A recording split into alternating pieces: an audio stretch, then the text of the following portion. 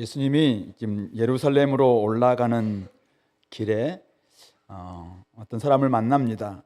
한 율법 교사를 만나고 또 마리아와 마르다를 만나게 됩니다. 예수님은 왜 예루살렘으로 올라가실까요? 바로 평화의 복음을 위해서 올라가시죠. 예루살렘에서 죽기 위해서 예수님은 올라가시고 계십니다. 그렇게 올라가는 길 가운데 어떤 사람이 와서 어떻게 영생을 얻는지 묻습니다. 그에게 잘 아는 선한 사마리아 비유를 오늘 들려주고 계십니다. 이 이야기가 오늘 우리에게 어떤 이야기인가 한번 생각해 봤으면 좋겠고, 영생을 얻은 자의 이야기를 어떻게 우리가 써 나갈 것인가, 이런 부분들 한번 살펴봤으면 좋겠고요. 두 번째, 마르다와 마리아 이야기를 통해서는 누가 그런 이야기를 쓸 수 있는가, 누가 그런 이야기에 참여자가 될 수 있을 것인가, 이런 부분들을 같이 한번 생각해 보도록 하겠습니다. 먼저 첫 번째 이야기입니다. 한 율법 교사가 일어나 예수를 시험하여서 질문을 합니다.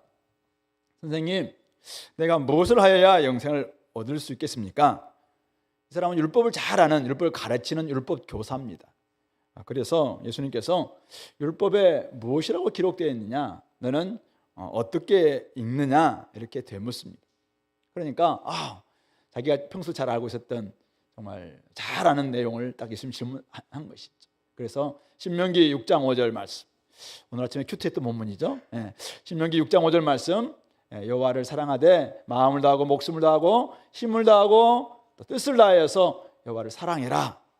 그리고 레위기 19장 18절 말씀, 내 이웃을 내 몸같이 사랑하라. 이 말씀이 온 선지자와 율법의 강령입니다. 율법의 핵심이 바로 이것입니다. 그렇게 이야기를 합니다. 하나님의 사랑과 이웃 사랑이라고 대답하죠. 이 이야기는 예수님이 평소 때 가르쳤던 내용과도 일치하고 있고, 또 많은 랍비들도, 유대인 랍비들도 이렇게 가르쳤다고 이야기를 해요. 그러니까 아주 정답을 잘 이야기한 것입니다. 그래서 예수님은 네 대답이 옳다. 이를 행하라, 그러면 살 것이다. 이를 행하라, 그러면 살리라. 영생은 바로 거기 있다. 이렇게 말씀하신 것이죠. 이제 이렇게 했으면은 이제 조금 예수님께서 그러면 도대체 산다는 게 뭘까요? 질문도 던지고 이렇게 했으면 했을 텐데, 이 율법 교사가 그래도 자기가 정답을 잘 맞췄잖아요. 예수님이 또 그렇게 시험하려고 했는데 자기가 평소 때 아는 부분들을 좀 이야기해 주시니까 결이 맞나? 이런 생각이 들어서 자기를 조금 더 옳게 여겨서 옳게 보이려고, 그러면은 이웃을 사랑하러 하셨는데 그러면 내 이웃이 누구입니까? 라고 질문을 던집니다. 자기는 이제 나름대로 이웃에 대한 딱 있거든요.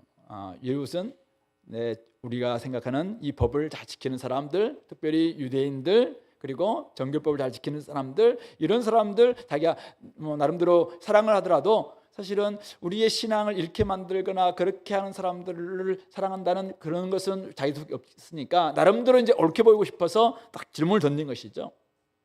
그런데 예수님이 잘 아는 선한 사마리아 비유를 들려주십니다. 성경에 기록되어 있는 그대로입니다. 그리고는 예수님이 36절 질문을 그에게 바꾸어서 던집니다. 네 생각에는 이 사람 중에 누가 강도 만난 자의 이웃이 되겠느냐, 이렇게 질문을 바꾸어서 던집니다. 누가 뭐라 해도 제사장이나 레위 사람은 그 사람의 이웃이 될 수 없었습니다. 그를 보고 불쌍히 여겨서 자비를 베풀었던 사마리아 사람이 강도 만난 자의 이웃인 게 명확하죠. 근데 이 사람은 사마리아 사람입니다라고 대답하지 않고 자비를 베푼 자입니다 라고 대답하고 있습니다. 차마 유대인 입장에서 사마리아 사람이 이 사람이 이웃이다라고 말하기가 좀 뭐했던 것 같아요. 그래서 사마리아 사람이라고 말을 하지 않고 자비를 베푼 사람입니다 이렇게 대답을 합니다. 그러니까 예수님이 가서 너도 이와 같이 하라, 이렇게 말씀하시죠. 오늘 예수님은 먼저 질문을 바꾸시는 분이십니다.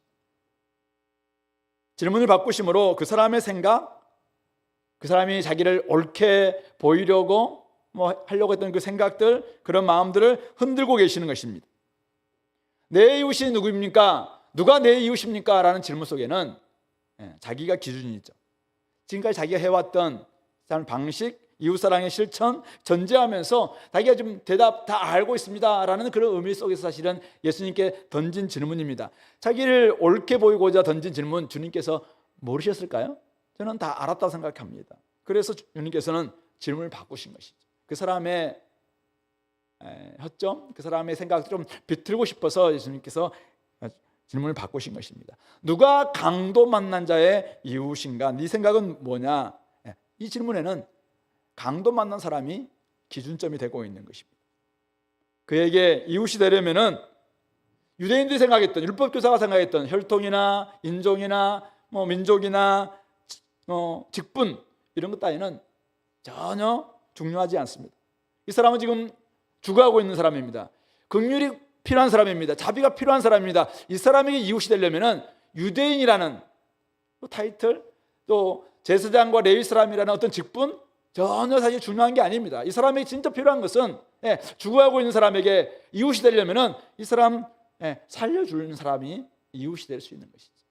그래서 예수님께서 그렇게 질문을 던지신 것이죠. 예수님이 들려주신 이야기 우리 좀 들어가 보면요, 지금 한 유대인이 예루살렘에서 여리고로 내려가다가 강도를 만났습니다.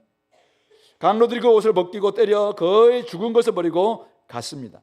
그런데 같은 유대인, 한 사람은 제사장이었고 한 사람은 레위 사람입니다. 성전에서 일하고 있는 사람들이죠. 왜 그 사람들이 지나갔는지, 왜 그를 보고 피하여 지나갔는지, 둘 다 그를 보고 피하여 지나갔다고 이야기하고 있는데 왜 그랬는지에 대한 이유는 설명하고 있지 않습니다. 그러나 우리는 얼마든지 상상해 볼 수가 있습니다. 유대인들로서, 유대인이니까 또 성전에서 일하는 사람이니까 죽은 사람이라고 생각했을 것이겠죠. 죽은 시체를 만드는 것은 정결법에 어긋난다고 생각했을 것입니다. 하나님의 일을 함에 있어서 내가 하나님을 사랑하는 사람이 이렇게 시체를 만지어서 괜히 정결법을 어길 필요가 있겠나, 이런 생각이 들겠죠. 아니면은 이제는 성전에서 열심히 섬기다가 집에 가는 그런 길이었을지도 모르겠습니다. 그래서 바쁜 나름대로 여정이 있었겠죠. 그러다 보니까 여러 가지 이유 때문에 그냥 지나갔습니다. 피하여 지나갔다라고 이야기하고 있습니다. 그러나 오늘 유대인에게는 너무나도 원수와 같았던 사마리아 사람이 여행 중에 거기에 이르렀습니다. 33절 보면은 이렇게 그를 보고, 아까 두 사람은 그를 보고 피하여 지나갔다 이렇게 나와 있는데 여기서는 그를 보고 불쌍히 여겼습니다. 누구든지 불쌍히 여기는 마음이 생길 수 있겠죠. 그러나 가까이 가서 기름과 포도주를 그 상처에 붓고 싸매줍니다. 자기 짐승에 태워서 주막으로 데리고 가서 돌봐줍니다. 이 주막은 저번에 예수님이 태어났던 그런 주막이 아니라 여기서는 이제 돈을 내고 살아가는 그런 주막입니다. 그런 주막에 가서 그를 돌봐줍니다. 밤새도록 돌봐줬겠죠. 그리고 그 이튿날 주막 주인에게 데나리온 2를 줍니다. 내어줍니다. 이틀째에 해당되는 품삯에 이것을 내어주면서 이렇게 이야기합니다. 이 사람을 돌봐주라. 비용이 더 들면 내가 돌아올 때 갚으리라. 이렇게 이야기를 해줍니다. 지금 예수님의 이야기는 이웃에 대한 이야기, 이웃에 대한 이 율법교사의 통념, 관념, 나름대로 좀 생각했던 유대인들의 생각들을 완전히 깨뜨리는 그런 이야기입니다. 질문을 바꾸시니까 전혀 다른 실체가 드러나고 있는 것이죠. 민족과 인종과 종교, 자신들에게는 너무나 중요한 가치였습니다. 그러나 사실은 그런 굉장히 중요하게 여겼던 민족이나 인종이나 또 종교나 직분이나 이런 것들이 진짜 하나님의 이웃사랑이라는 그 중요한 명령 앞에서는 때로는 아무런 기능을, 아무런 역할을 하지 못한다라는 것을 좀 보여주고 있는 것입니다. 이들은 누굽니까? 제사장, 레위 사람, 율법교사, 다 성전에서 일하는 사람들이고 또 성경을 너무나도 잘 알고 있는 그런 사람들입니다. 그런데 하나님의 사랑을 잘 알고 있다라는 이런 사람들이 지금 가까운 이웃이 죽어가고 있음에도 불구하고 이 이웃은 내 범주 안에 드는 이웃이 아니기 때문에, 우리가 생각하는 범주 안에 드는 이웃이 아니기 때문에 그것을 그냥 피하여 지나가는 것이죠. 그것은 결국 성경에서 이야기하고 있는 이웃사랑을 자기가 하나님을 사랑한다고 하는 그 사랑이 거짓이다라는 것을 판명나게 만드는 지금 작용을 하고 있는 것입니다. 강로 만난 자에게 도움을 줄 수 없다면은 민족이나 인종이나 종교적 배경이나 직분이나 그것이 아무런 쓸데없는 것이 될 수밖에 없다. 강도 만난 자에게는 오직 자비를 베푼 사람만이 그에게 이웃이 될 수 있다라는 것입니다. 그래서 오늘날도 우리가 마찬가지겠죠. 오늘도 우리는 끊임없이 내가 기준이죠. 나에게 누가 이웃일까? 내가 뭐 신앙이 좋은 사람인가? 나는 우리 나름대로 기준, 우리의 가지고 생각을 합니다. 그러나 조금만 생각해 보면은 다른 사람의 입장 속에서 내가 좋은 사람일까? 다른 사람의 입장 속에서 내가 좋은 신앙인일까? 다른 사람의 입장 속에서 내가 괜찮은 대학부일까? 다른 사람의 입장 속에서 나는 괜찮은 뭐 아들일까? 이거죠. 질문을 바꿔보면은, 기준점을 바꿔보면은 내가 진짜 하나님 앞에서 괜찮은 사람인지 좋은 사람인지 좀 달라질 수가 있습니다. 우리는 우리 나름대로 틀을 가지고 스스로를 그냥 그 틀에 딱 넣고는 괜찮은 사람이다 이렇게 생각하는 경향들이 있습니다. 그러나 주님께서는 질문을 바꾸게 합니다. 야, 네 기준 말고 저 사람 기준에서 너는 어떤 사람인가? 너 기준 말고 다른 종교에서 너는 어떤 사람일까? 야, 너 기준 말고 저 밖에 있는 사람들이 한국 교회를 어떻게 바라볼 거냐? 그렇게 한번 생각해 보라 이거지. 우리는 생각합니다. 우리는 선한 사마리아 병원도 만들고, 우리는 선한 사마리안처럼 살아가고, 우리는 여러 가지 것들을 만들면서 막 뭔가를 해 나갑니다. 근데 때로는 생성될 때가 있고, 때로는 사진 찍으려고 할 때도 있고, 때로는 뭐 열매 계산하기 위해서 하기도 하고, 여러 가지 것들을 우리가 내세웁니다. 근데 그런 것들 가지고 우리는 괜찮은 사람이다, 이 사람은 자격이 됐다 이렇게 판단하죠. 근데 그때 하나님께서 질문을 던져보죠. 야, 너 한번 질문을 바꿔봐라. 저 사람 입장 속에서 너는 좋은 사람이겠냐? 너는 괜찮은 신앙인이니? 성경에서 이야기하고 있는 진짜 하나님께서 자비를 베푸라고 하는 그런 모습들이 너의 지금 그 관점으로, 너의 지금 기준으로 맞게도 생각하니? 이렇게 우리에게 질문을 던지고 있는 것입니다. 그럴 때 우리는 내가 괜찮은 사람인가? 내가 하나님의 온전한 사람 맞는가? 한번 돌아볼 필요가 있겠다는 것입니다. 두 번째로 이 율법 교사에게 던졌던 이 이야기는, 선한 사마리아 비유는 결국 율법 교사가 던졌던 첫 번째 질문에 대해서 다시 한번 질문까지 비트는 역할을 합니다. 이 사람의 첫 번째 질문이 뭐였습니까? 내가 무엇을 하여야 영생을 얻으리까? 우리 주님께서는 우리가 무엇을 한다고 해서 영생을 얻을 수 있다고 보지 않았습니다. 근데 이 사람이 알고 있는 율법을 가지고 한번 접근해 봅니다. 구약 율법이 말한 대로 하나님의 사랑과 이웃 사랑을 실천하면 영생을 얻는다고 성경은 분명히 이야기하고 있습니다. 이것을 행하라 그러면 살리라, 성경은 명확히 얘기합니다. 신명기에서 이것을 계명대로 행하라 그러면 너희들이 산다, 이것을 행하라 그러면 약속의 땅에서 복을 받는다, 이것을 행하라 그러면 너희 자손들이 장구한다, 끊임없이 이야기합니다. 근데 율법을 우리 인간이 다 행할 수가 있나요? 행할 수가 없습니다. 죽었다 깨어나도 모든 율법들을 행할 수 있는 사람들은 한 사람도 없습니다. 한 번은 가능할지 몰라도 절대로 안 됩니다. 이것은 사마리아 사람이 유대인들에게 자비를 베푸는 만큼 힘든 일입니다. 이것은 유대인의 관점 속에서 이것은 거의 불가능한 일이죠. 그렇기 때문에 그 질문은 잘못된 질문입니다. 질문을 바꿔야 돼요. 예수님이 들려주신 이야기는 바로 그 질문, 그 생각 바꾸라는 의도가 깔려 있는 것입니다. 영생은 내가 무엇을 해서 얻을 수 있는 게 아닙니다. 사람으로서는 안 됩니다. 자신이 얼마나 부족한지를 깨닫고, 팔복의 첫 번째 복에 해당되는 심령이 가난할 때만이 나는 안 됩니다, 나는 철저히 다 파산했습니다, 나는 철저히 아무것도 할 수 없습니다, 그래서 오직 하나님만이 필요합니다, 심령이 가난한 사람만이 천국을 선물로 받는 것입니다. 사람들이 예루살렘에 올라가는 이유가 무엇입니까? 왜 사람들은 예루살렘에 올라갑니까? 바로 이 제사장과 레위 사람이 일하고 있는 성전에서 제사 드리기 위함입니다. 이걸 통해서라도 어떻게든지 내가 한번 영생을 얻을까 싶었어. 어떻게든지 내가 하나님 백성답게 한번 살아보기 위해서 나의 죄 문제를 해결할까 싶어서 끊임없이 예루살렘 성전에 올라갑니다. 그러나 예수님이 이 땅에 오신 목적은 그런 제사 행위로는 영생을 얻을 수 없다는 것입니다. 인간의 공로를 가지고서는, 인간의 행위로서는 결코 영생을 얻을 수 없다는 것입니다. 사마리아 사람이 유대인을 돕는, 어떤 유대인의 입장 속에서는 천지개벽과 같은 일이 일어날 때만이 영생이 우리에게 주어지는 것입니다. 심령이 바뀌어야 됩니다. 심령이 철저히 새롭게 되지 않고서는 언제나 하나님의 자녀가 될 수가 없고, 그런 심령이 바뀌지 않고서는 우리가 하나님 나라의 천국의 이야기를 결코 쓸 수가 없다, 그렇게 말씀하고 계십니다. 바로 그것이 예수님이 예루살렘에 올라가시는 목적입니다. 예수님은 왜 예루살렘에 올라갑니까? 옛 성전을 무너뜨리고 새로운 성전을 만들기 위함이죠. 우리의 모든 죄 문제를 속량하시고 그 피로 말미암아 우리를 죄 사함해 주시는 하나님의 은혜를 공급해 주시기 위해서 예루살렘에 올라가고 계시는 것입니다. 전혀 새로운 방식으로 자비를 베풀어 주신 예수님 덕분에, 바로 그 예수님 덕분에, 예수님의 은혜를 덧입는 사람만이 영생을 얻을 수가 있는 것이죠. 그러므로 오늘 이 율법교사가 던졌던 이 질문은 사실은 올바른 질문은 아니죠.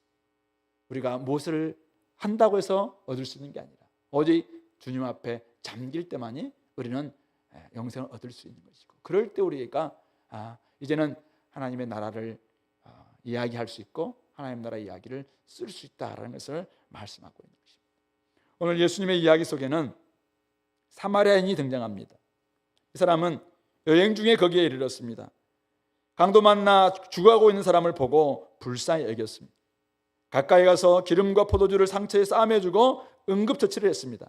자기 짐승에 태워서 주막으로 데려가서 돌봐줍니다. 아주 구체적이고 적절한 도움을 주고 있습니다.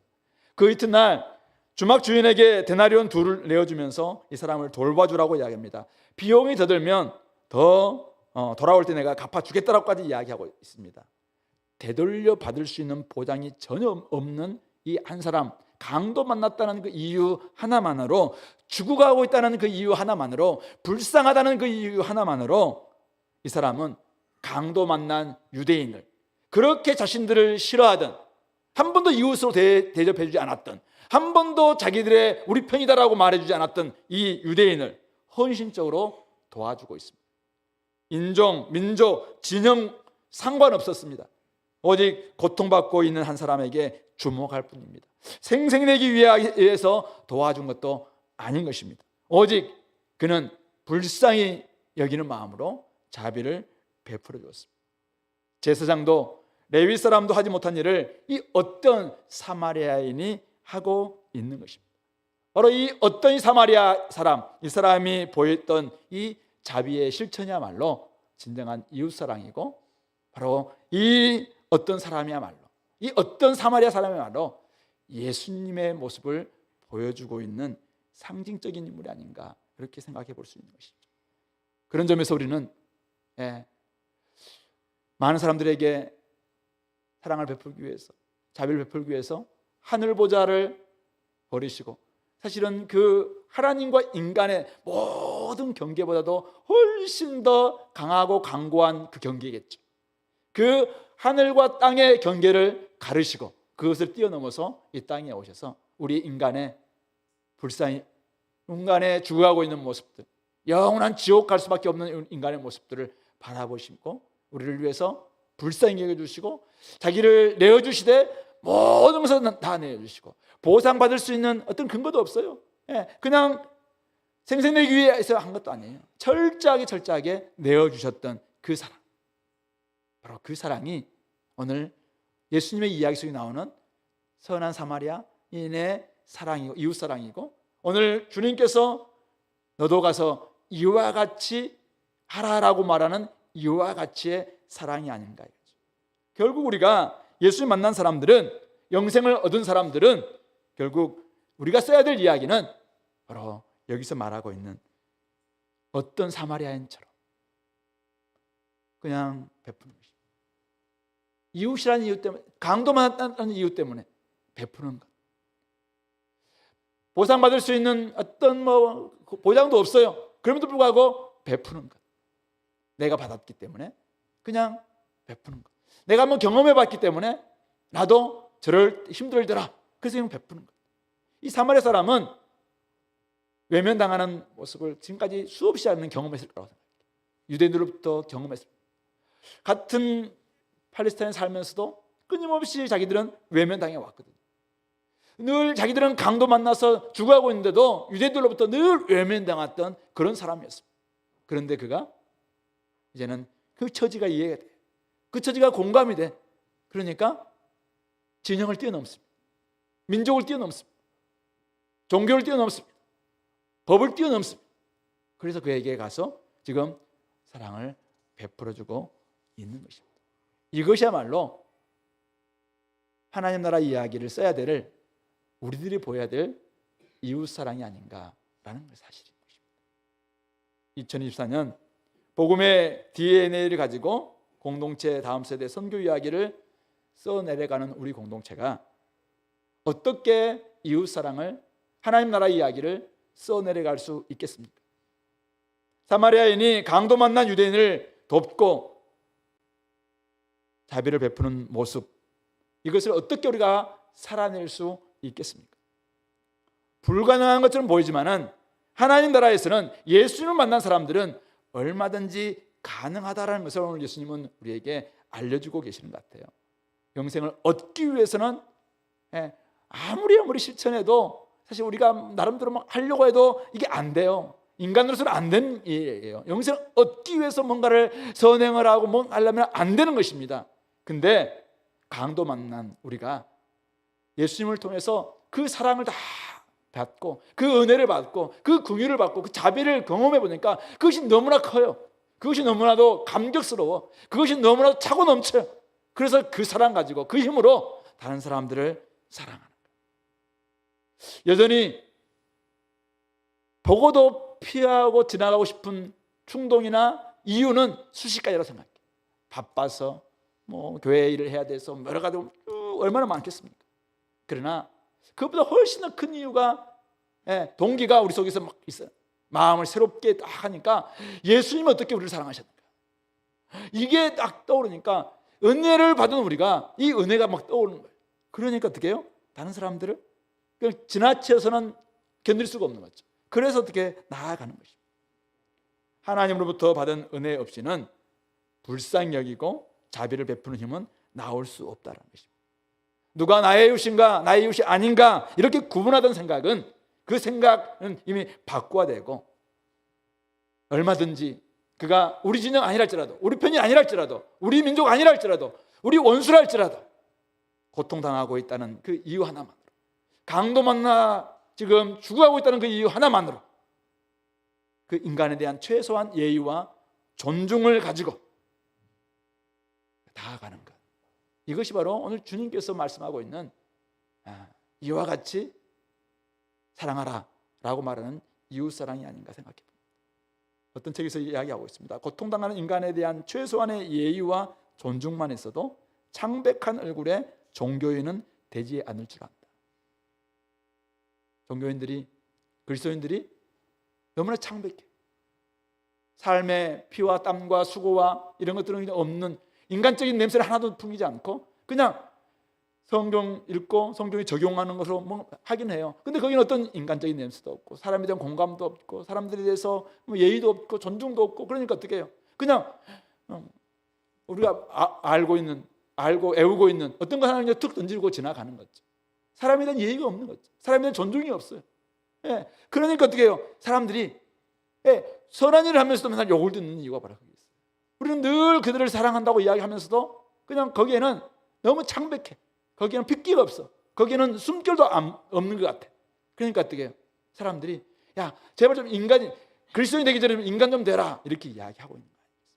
그런 점에서 오늘 이와 같이 사랑하기 위해서는 좀 더 우리가 좀 인간을 존중하고 인간에 대한 예의를 좀 갖추고 그렇게 다가가는 이런 모습들이 필요하다라는 것입니다. 오늘 주님은 율법교사에게 가서 너도 이와 같이 하라 명령하고 있습니다. 주님은 사랑은 가서 이와 같이 하는 것이다라는 것을 명확하게 이야기하고 있습니다. 사랑은 생각하는 게 아닙니다. 사랑은 감정이 아닙니다. 사랑은 가서 이와 같이 행하는 것입니다. 자, 그런데 이와 가치가 중요하죠. 이와 가치가 뭐예요? 민족을 뛰어넘고 종교를 뛰어넘고 인종을 뛰어넘고 우리 편의 경계를 좀 뛰어넘고 자비를 베푸는 행위, 이것이 바로 성경에서 이야기하고 있는 이웃사랑이라는 것입니다. 그것이 유대인이 아니라 할지라도, 유대인 입장에서 팔레스타인이라 할지라도 지금 주구하고 있어요. 어떻게? 그들에게 인도적인 관점 속에서 사랑을 베풀어야 되는 것입니다. 우리에게 그렇게 우리를 막 35년 동안이나 힘들게 만든 일본 사람이 지금 죽어가고 있어. 그럼 어떻게 해야 돼? 우리가 가서 그에게 자비를 베푸는 것, 그것이 바로 이웃 사랑이라는 것입니다. 지금 뭐 서로 총불을 겨누고 있는 저 북한, 원수죠, 주적이죠, 주적 관계 있잖아요. 근데 그들이 지금 죽어가고 있어요. 근데 그리스도인들이 그냥 본체만체. 이걸 과연 성경을 알고 있는, 하나님의 은혜를 알고 있는 그리스도인의 사랑이라고 말할 수가 있겠느냐 이거죠. 그런 점에서 가서 이와 같이 하라. 그럴 때 함의 기쁨, doing의 기쁨을 경험할 수 있을 것입니다. 손해를 감수하면서까지 누군가를 돌보고 사랑을 행하는 것 쉽지 않습니다. 그러나 예수님께서 보여주셨고 예수님께서 우리에게 베풀어 주셨습니다. 그 사랑을 얻은 사람들이라면 얼마든지 이렇게 해야 될 것이고, 그것이 바로 우리가 써야 될 이웃사랑의 이야기일 것입니다. 오늘 우리 주변에 아픈 사람, 힘든 사람, 어린 사람 굉장히 많습니다. 우리 편도 있지만은 우리 편이 아닌 사람들도 많습니다. 소위 말해서 좀 진영 논리를 가지고 있는 사람들한테, 그리스도인들한테 묻고 싶어요. 자기 진영이 아닌 사람들이 있어요. 근데 자기 진영이 아닌 사람이 누군가에게 칼을 맞았어. 근데 그 사람 죽어가고 있어. 그런데 따지고 있습니다. 이걸 좀 해야 되냐 말았냐, 온갖, 이게 좀 정치에 인간미를 하나도 없어요. 인정이라고는 없어. 인간의 예의도 없고 존중도 없는 이런 것이 지금 우리 정치판의 지금 모습이잖아요. 근데 우리 그리스도인들도 똑같다면은 교회를 왜 다녀요? 왜 예수님을 이야기해요? 그런데서 우리는 달라야 되는 거 아니냐. 나중에 끝나고 난 다음에 이게 지금 옳았냐 틀렸느냐 그때 가서 좀 따지고, 진짜 잘못된 부분이었다면 그때 가서 우리가 손해배상을 청구하든지 그렇게 할 수 있다 생각해요. 근데 다 같은 교회 다닌다는 사람들이 온갖 유튜브 보고는 같이 퍼붓고 있는, 이게 도대체 나는 인간미가 있는가? 인간에 대한 예의가 있는가? 아파 힘들어 죽어가고 있는 사람이 있다면 우리가 가서 불쌍히 여기고 함께 도와주고, 내가 사실은 좀 손해본다 할지라도 좀 베풀어주고, 이게 맞는 거 아니냐.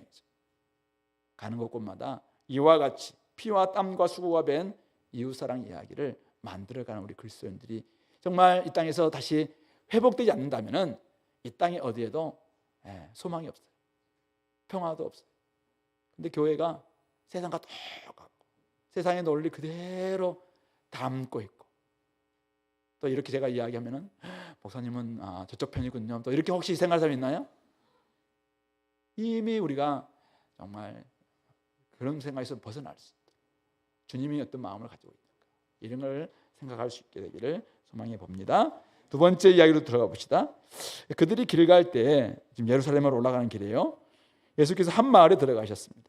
마르다라 이름하는 여자가 자기 집으로 영접을 합니다. 그에게 마리아라 하는 동생이 있어서 주의 발치에 앉아서 그의 말씀을 듣고 있습니다.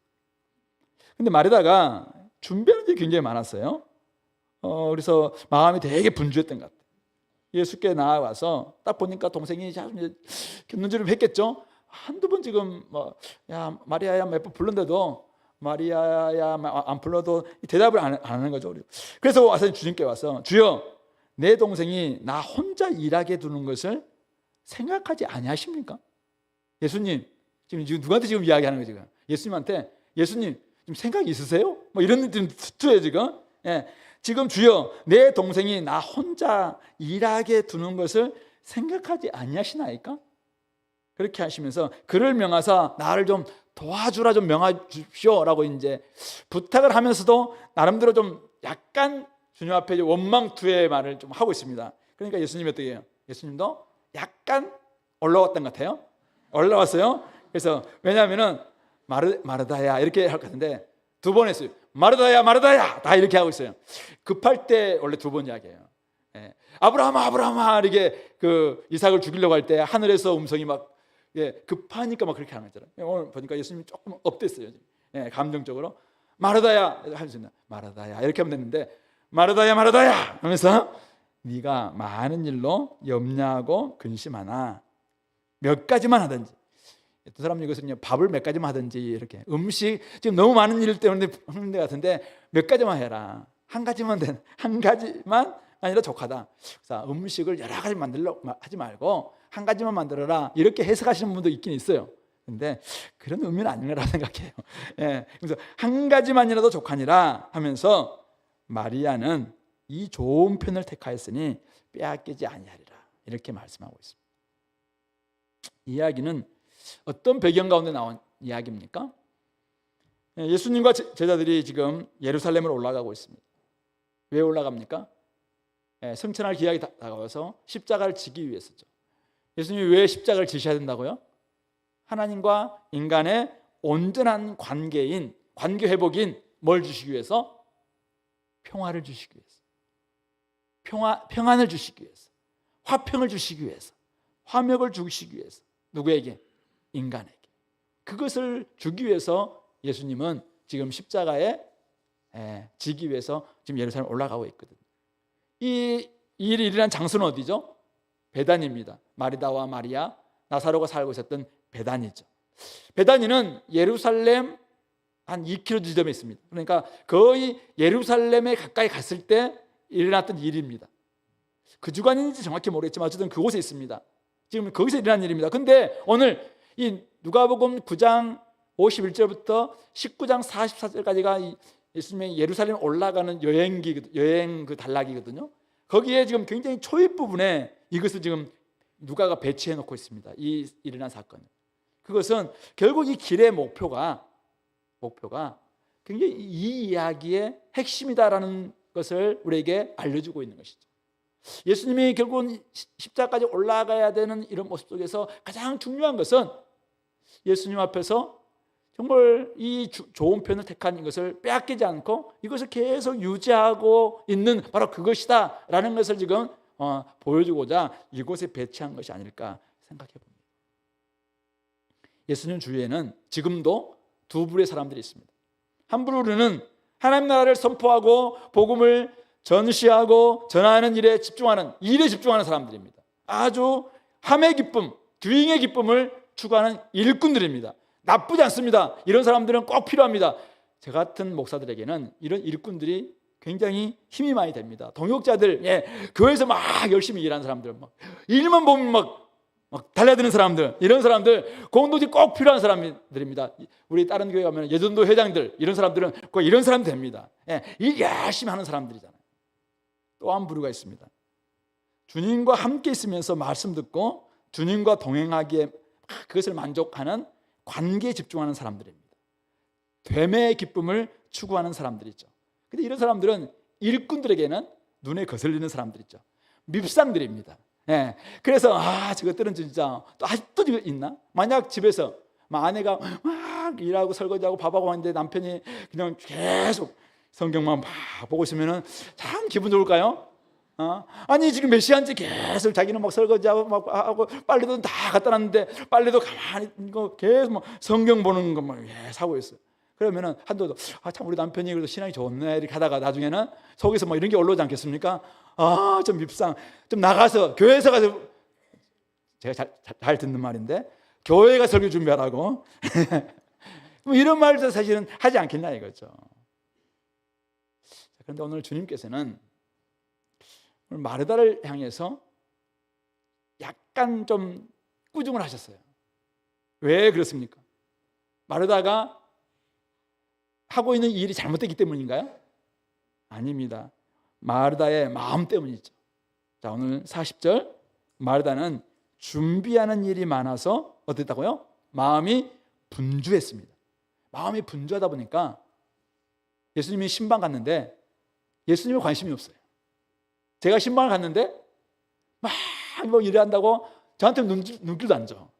밥 잠깐 뭐 예배 잠깐 들고는 또 와서 막 분주하게 뭐 집안일 하면 제가 신방을 왜 간 거죠? 신방 가서 뭐 같이 이야기도 나누고 기도도 나누고 같이 여러 가지 좀 교제하려고 갔는데, 이분은 자기 뭐 목사님 오셨어요. 오랜만에 왔으니까 집 청소한다고 막 바빴는데다가 오자마자 또 뭐 밥하고 설거지하고 계속 분주한다고 저와 함께 있는 시간에 잠깐 예배하는 시간만 있었어요. 그런 신방을 제가 다음에 가고 싶을까요? 뭐 저는 안 가고 싶을 것 같은데 주님은 잘 모르겠어요. 근데 지금 그래요. 예수님이 갔는데 마음 분주해서 주님과 함께하지 않고 있어요. 지금 이 마르다는 많은 일로 말미암아 염려하고 근심했다. 41절은 그렇게 이야기합니다. 마르다야 마르다야, 네가 많은 일로 염려하고 근심하고 있구나. 근심하니까 뭘 잃어버렸어요? 평안을 잃어버렸어요. 주님이 지금 마지막 발걸음일 수도 있어요. 지금 다시 승천할 기억이 이제 가까워서 천국 가시면은 뭐 올라가시면은 다시 못 올 수도 있잖아요. 근데도 불구하고 예수님이 왔기 때문에 자기는 주님께 더 봉사하고 싶어서 그랬겠죠. 근데 많은 일로 말미암아 염려하고 근심하면서 마음속에 있어야 될, 주님과 함께 있으면 당연히 있어야 될 평안까지 잃어버리고 있습니다. 무엇보다도 열심히 일하고 섬기면서 눈에 가시가 딱 생겼어요. 누가? 마리아가 너무 미운 거예요. 다른 사람을 원망하고 불평하고 있습니다. 이 마음을 주님께서 꾸중하고 계십니다. 주님께서 좋아하지 않습니다. 그래서 많은 일이 아니라 한 가지만으로 족하다라고 말씀하고 있습니다. 마르다는 예수님을 생각하면서 봉사하고 또 열심히 좀 섬기면서 예수님께 좀 잘해드리고 싶었겠죠. 잘못된 일을 한 게 아닙니다. 하나님의 사랑과 이웃 사랑을 실천하면서 예수님께 좋은 것 바치고 싶은 그 마음에서 출발했을 것입니다. 하지만 주님의 발치에 앉아서 말씀을 듣고 있는, 언제 다시 오실지도 모를 그분 앞에서 말씀을 듣고 있는 마리아를 매도하거나 원망하거나 불평해서는 안 됐던 것입니다. 톰 라이트는 이 부분을 이렇게 해석하더라고요. 당시 문화에서는 제자들은 다 남자들이었다고 해요. 그래서 랍비의 제자들도 다 남자들이었습니다. 그래서 발치에 앉아서 말씀 듣는다는 것은 남자 행세를 한다라는 그런 의미라는 것입니다. 그런데 지금 마리아가 손님이 와가지고 귀한 손님이 왔으면 당연히 지가 할 일은 부엌에서 나랑 같이 일해야 하는데, 지가 아들처럼 남자처럼 그 앞에 앉아가지고 제자나 되는 것처럼 그렇게 하고 있는 그 부분들에 대해서 지적하고 있다. 그러면서 지금 제발 예수님, 우리 동생에게 자기 위치 좀 깨달을 수 있도록 좀 말해주세요 라고 말하는 것이라고 이렇게 해석을 하고 있습니다. 맞는지는 정확히 모르겠지만 어쨌든 그거에 대해서 그렇게 한달지라도 주님께서는 뭐라고 이야기합니까? 주님은 마리아는 좋은 편을 택했다. 제자됨에 있어서 성별의 구별은 없다. 예수님 안에서는 모두 다 유대인이나 이방인이나 남자나 여자나 또 종이나 자유자나 다 하나다라는 그런 말씀의 맥락 속에서는 또 맞을 수도 있겠다고 생각됩니다. 어쨌든 마리아는 지금 좋은 편을 택하기 때문에 빼앗기지 아니하리라 이렇게 말씀하고 계시는 것입니다. 우리도 봉사하고 전도 선교 열심히 해야 합니다. 일하는 것 중요합니다. 다만 하는 일로 말미암아, 열심히 하는 일로 말미암아, 많은 일로 말미암아 마음이 분주해져서는 안 됩니다. 염려하고 근심하면서 다른 사람들을 원망해서도 안 됩니다. 주님과 함께하고 됨의 기쁨을 누리면서 그런 가운데서 그 힘으로 일하면서 감사할 수 있어야 됩니다. 염려하고 근심할 만큼 마음이 분주해진다면 당연히 평안을 잃어버릴 것이고, 그렇게 된다면 어떻게 됩니까? 진짜 우리 일이 주님과의 관계를 방해하는 바로 그것이 될 수 있기 때문에 그때는 어떻게 됩니까? 내가 지금 평안을 잃고 있구나. 그때는 잠시 일을 내려놓고 주님의 발치에 앉아서 말씀을 들어야 됩니다. 다시 말해서 됨의 기쁨을 누리는 것이 남자든 여자든 영생을 얻고 주님 따르는 제자로서 어떤 일을 통해서 진짜 하는 기쁨까지 얻을 수 있는 힘이고 본질이다라는 것을 우리에게 알려주고 있는 것입니다. 그래서 오늘 42절 주님은 마르다에게 네가 많은 일로 염려하고 근심하나 몇 가지만 하든지 혹은 한 가지만이라도 족하다 그렇게 말씀하고 있습니다. 주님과 함께하며 말씀을 들으면 우리가 두부로 생각나죠. 일하기 좋아하는 사람들은 해야 할 일들이 쫙 이렇게 목록이 막 만들어질 것입니다. 마르다처럼 그냥 함의 기쁨을 추구하는 사람들 있잖아요. 그런 사람들은 말씀을 들을 때도 딱 적용거리가 쫙 나오잖아요. 여러분들 PBS 할 때도 어떤 사람들은 막 해석도 하기 전에 내한테 막 묵상도 하기 전에 막 해야 될 일 쫙 듣는 사람 있잖아요. 봉사, 접대, 물품 관리, 식사, 설거지, 전도. 내가 집사인데 일사자야. 집사는 일 쫙 나오는 이런 사람들 있잖아요. 성경 보면 막 일거리만 쫙 나오는 사람들, 이런 사람들 있습니다. 나쁘지 않아요. 교회 입장 속에서는 참 좋아요. 좋아요. 자, 그런데 그것이 많은 일로 말미암아 염려하고 근심한다면은 한 가지만이라도 족하다라고 이야기하고 있습니다. 주님의 말씀을 듣고 주님의 뜻을 분별하면서 그 안에서 내가 주님의 제자 되었고 주님의 자녀 되었고 주님의 아들, 딸 되었다라는 것을 누리고 있다면 그것만으로도 족하다. 그렇지 않으면은 이 정말 일하기 좋아하는 사람들에게 빠질 수 있는 오류가 있고 죄가 있는데, 오류는 뭐냐면 업적주의에 빠질 가능성이 많아요. 내가 이만큼 했다. 내가 이만큼 했다. 내가 이거 나의 업적이다. 이거 내가 만드는 성취다. 내가 이 정도 했는데 자꾸 이렇게 빠져서 자기가 사실은 무슨 힘으로 했는지, 자기가 이것이 얼마나 은혜고 감사거리인지 이것도 놓친 채 업적, 그것이 자기의 자랑거리가 될 수 있는 업적주의에 빠질 가능성이 있고, 또 죄는 뭐예요? 그렇게 하면서 저것들은 일도 안 해. 저것들은 맨날 뭐 이렇게 하면서 다른 사람을 탓하고 원망하는, 이건 죄입니다. 죄에 빠질 수 있습니다. 그런 점에서 우리가 나 자신들이 주님의 말씀 앞에서 자기를 온전히 돌아보면서 평안을 얻는 것, 평안을 회복하는 것, 이것이 주님께서 기대하고 계시는 한 가지인 것입니다. 그런데 이것은 주님의 발치 앉아서 말씀을 듣기를 좋아하는 사람들에게도 얼마든지 찾아올 수 있다는 것을 제가 이번 주에 한번 경험해 봤습니다. 제가 이번 주에, 지난주죠, 한 주 동안 어제 직분자 수련회에서 설교 준비해야 됐죠. 오늘 설교했죠. 내일부터 시작돼서 내일부터 7개를 설교를 해야 되거든요. 9개를 제가 사실은 한 주 동안에 막 이렇게 여러 가지 하는데 힘들기도 하지만은, 근데 조금 우리 교육자한테 시간을 좀 달라 해서 제가 한 3일 정도 부산에 가서 이렇게 좀 쉴 시간이 있었거든요. 사실은 부산이 얼마나 좋습니까? 저의 마음의 고향, 늘 돌아가고 싶은 고향, 바다만 봐도 너무 좋은 그것인데 늘 막 유혹이 생기는데 우리 딸은 또 놀기 좋아하니까 어디 가자 막 그런데 마음에서 막 이렇게 생기기도 하고 막 이렇게 생기는 거예요. 그러니까 결국은 여러 가지 말씀 앞에서도 마음이 분주해지니까 원망이 생기기도 하고 염려가 생기기도 하고 근심이 생길 수 있구나라는 것을 생각합니다. 그렇기 때문에 내가 설교를 하나만 해야지 이렇게 하는 건 아니에요. 그러나 그래서 준비하면서 우리가 이렇게 될 수도 있다라는 것을 생각해 보는 것이죠. 결국 이 됨의 기쁨, 주님 안에서 내가 누리면서 발치 앉아서 말씀을 들으면서 내가 누구인지, 내가 얻은 평화가 얼마나 소중한 것인지 이것을 깨닫지 못한다면 이것은 똑같다라는 것을 우리가 알게 되는 것입니다. 그런 점에서 주님이 원하시는 길은, 주님 나라에 참여할 수 있는 길은, 영생을 얻은 자의 이야기를 쓰는 사람들 누가 쓸 수 있을 것인가 하는 것은 길은 하나인 것입니다. 십자가를 통해서 이루신 그 화평으로 말미암아 하나님과 평화를 누리고 주님 안에 늘 거하는 바로 그것이죠. 그런 사람이 다른 사람들을 향해서도 평화의 사람이 될 수도 있고, 그런 사람이 다른 사람들에게 진짜 평안을 줄 수도 있고, 이것이 우리의 평안이라고 이야기하면서, 평화라고 이야기하면서 그런 이야기를 실체적으로 만들어낼 수가 있을 것입니다. 만약 우리가 십자가에서 이루신 그 화평으로 말미암아 하나님과 온전한 회복을 경험하지 못하고, 거기서 오는 평화, 거기서 오는 은혜, 거기서 오는 온전한 화목을 경험하지 못한다면은 우리가 어떤 일을 하더라도 끊임없이 소진될 수밖에 없을 것이고, 그러면서 나오는 원망과 불평과 비교와 또 자기는 안 되는 존재다라고 생각하는 이렇게 열등감과 이런 것들에 늘 시달릴 수밖에 없을 것입니다. 그런 점에서 주님께서 원하시는 것입니다.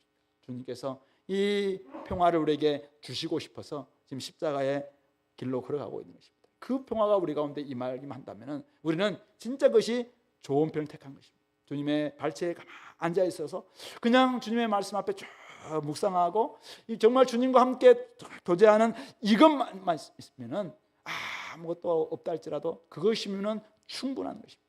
어떤 것과도 비교할 수 없고 무엇과도 빼앗을 수 없는 자녀됨의 기쁨이고 자녀됨의 복인 것입니다.